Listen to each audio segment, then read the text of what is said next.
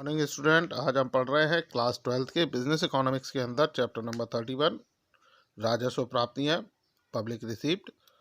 और आज के इस वीडियो में हम पढ़ेंगे राजस्व प्राप्तियों के अंग।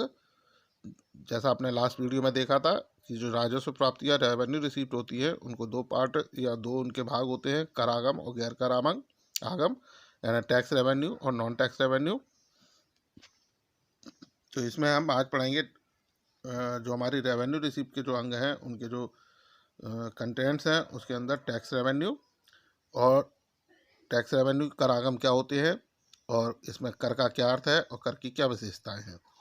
तो स्टार्ट करते हैं। इसमें कर से होने वाली आय को शामिल किया जाता है, यानी कर आगम में हम कर से जो होने वाली आय होती है उसे हम शामिल करते हैं। अब यहाँ जो कर या टैक्स है होते हैं उसका क्या अर्थ है, तो सार्वजनिक आय का प्रमुख स्रोत कर है। कर मुद्रा के रूप में एक अनिवार्य अंशदान है जो नागरिकों के सामान्य हित एवं कल्याण के लिए सरकार द्वारा नागरिकों से वसूल किया जाता है। तो इसमें बताया गया जो टैक्स होते हैं वो जो गवर्नमेंट की पब्लिक इनकम है उसका मेन सोर्स होते हैं, और जो टैक्स होता है वह मुद्रा के रूप में एक अनिवार्य अंशदान है।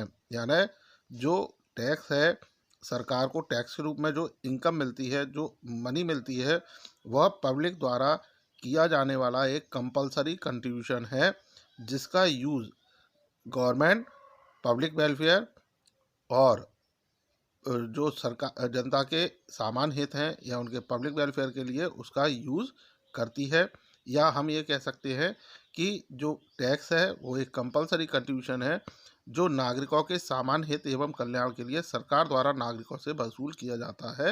यानी सरकार द्वारा लोगों से जो पैसा वसूल किया जाता है उसे ही सरकार पब्लिक वेलफेयर के लिए यूज़ करती है, या पब्लिक वेलफेयर के लिए यूज़ करने के लिए पब्लिक से पैसा टैक्स के रूप में वसूल किया जाता है।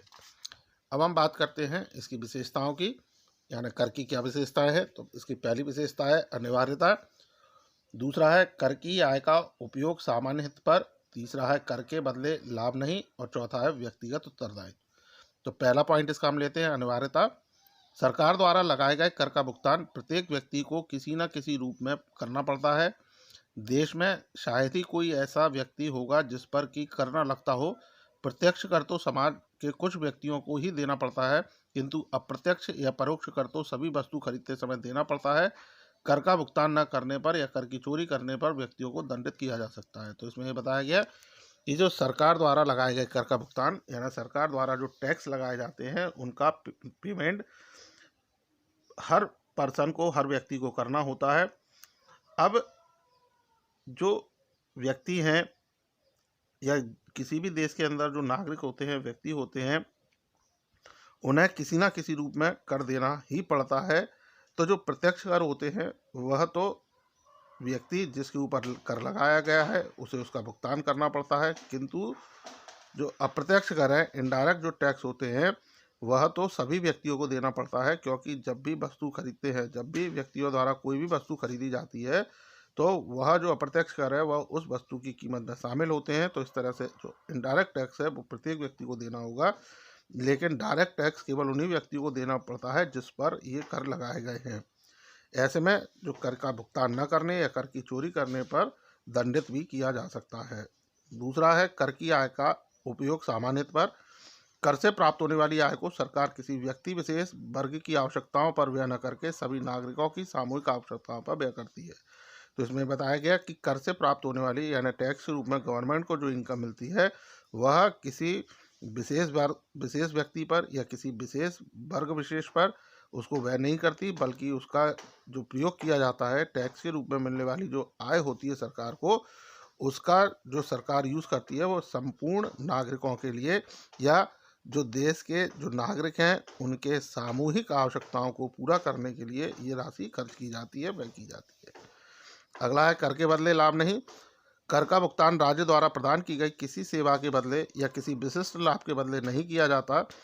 संभव है कि किसी करदाता ने कर के रूप में लाखों रुपए अदा किए हों और उसे कोई विशेष लाभ ना मिले, जबकि अन्य व्यक्तियों ने नाम मात्र के कर दिए हों और उन्हें सरकार बड़ी मात्रा में लाभ पहुंचाए।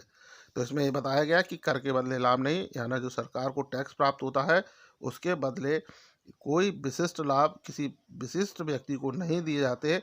इसमें ऐसा भी होता है कि जो व्यक्ति टैक्स के रूप में लाखों रुपए दे रहा है और उसे उसका कोई विशेष लाभ ना मिले, और जबकि जो व्यक्ति कुछ अन्य व्यक्ति हैं जो बहुत कम टैक्स देते हैं या ना के बराबर टैक्स देते हैं और उन्हें सरकार बड़ी मात्रा में इसका लाभ पहुंचाए। तो यहाँ इससे स्पष्ट है कि सरकार द्वारा जो टैक्स के रूप में वसूली की जाती है, टैक्स के रूप में इनकम प्राप्त की जाती है, वह उसके बदले कोई लाभ नहीं होते या किसी वर्ग विशेष को कोई लाभ नहीं होते हैं। उसका जो लाभ होता है वो सामान्य नागरिकों को सभी के लिए उसको लाभ प्राप्त होते हैं। अगला है व्यक्तिगत उत्तरदायित्व। कर देना व्यक्तिगत उत्तरदायित्व होता है। इसका अर्थ है कि यदि किसी व्यक्ति पर कर लगा है तो उसका कर्तव्य है या दायित्व है कि उसे अदा करे, किसी भी दशा में वह उससे बचने की न सोचे। तो इसमें ये बताया गया कि जो कर देना है यानी टैक्स पेड करना है वो एक पर्सनल लायबिलिटीज़ है। इसका मतलब ये है कि जिस व्यक्ति पर जो भी टैक्सेस लगाए गए हैं उनका उसको पेमेंट करना है, उसको उन्हें पेड करना है। ये हर व्यक्ति की नैतिक और व्यक्तिगत जिम्मेदारी होती है। किसी भी दशा में हमें टैक्स से बचना नहीं है। हमारे ऊपर जो टैक्स लगाए गए हैं उनका हमें निश्चित समय के अंदर भुगतान करना ही होता है। तो स्टूडेंट, ये था हमारा राजस्व प्राप्तियों के अंदर कर आगम के अंतर्गत कर का अर्थ और उसकी विशेषताएं। तो स्टूडेंट, ये आपको समझ में आया होगा। अब हम नेक्स्ट वीडियो में आगे के टॉपिक पढ़ेंगे। तब तक आप इस वीडियो को देखें, पढ़ें, सुनें, और इससे रिलेटेड यदि आपके कोई डाउट्स होते हैं, क्वेरीज होती हैं, तो आप कमेंट सेक्शन में कमेंट करें या आप डायरेक्ट मुझसे पूछ भी सकते हैं। So student, thank you, good bye.